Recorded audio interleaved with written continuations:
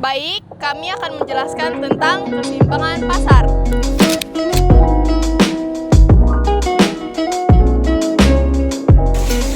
Halo, kami dari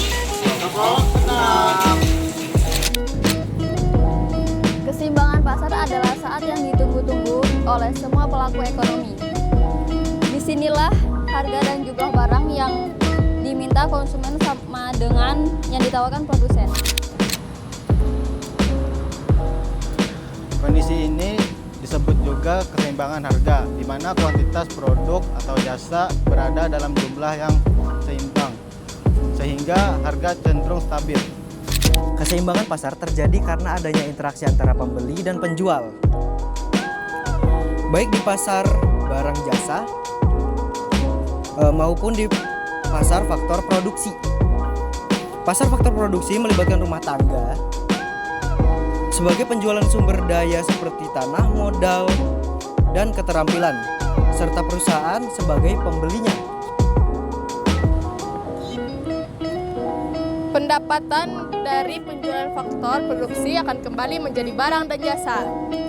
Inilah sirkulasi ekonomi yang menjaga keseimbangan pasar.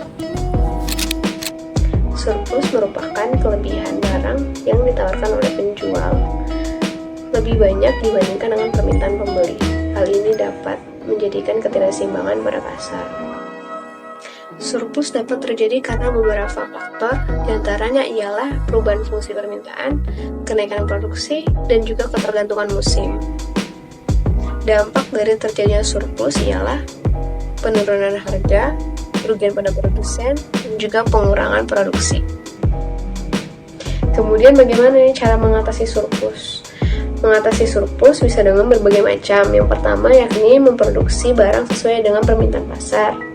Kemudian bisa juga dengan meningkatkan promosi, juga dengan mengembangkan produk baru.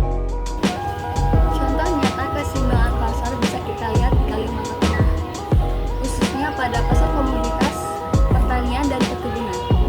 Pasar beras di Kabupaten Kapuas dan Pulang Pisau, harga berasnya stabil, menjaga harga tetap seimbang sehingga tidak ada surplus atau kekurangan. Yang kedua, pasar kelapa sawit di Kabupaten Kota Waringin Timur dan Seruyan, harga tandan buah segar kelapa sawit stabil ketika produksi petani sesuai dengan kebutuhan pabrik pengolahan minyak sawit. Keseimbangan pasar sangat penting untuk menstabilkan harga barang, distribusi lancar, dan juga untuk memenuhi kebutuhan konsumen. Namun, apabila terjadinya surplus atau kekurangan barang, maka peran pemerintah sangat berperan penting untuk menetapkan harga dasar atau menaikkan harga barang sehingga kembalinya keseimbangan pasar. Dengan keseimbangan pasar, dapat mewujudkan perekonomian yang stabil dan adil untuk semua pihak.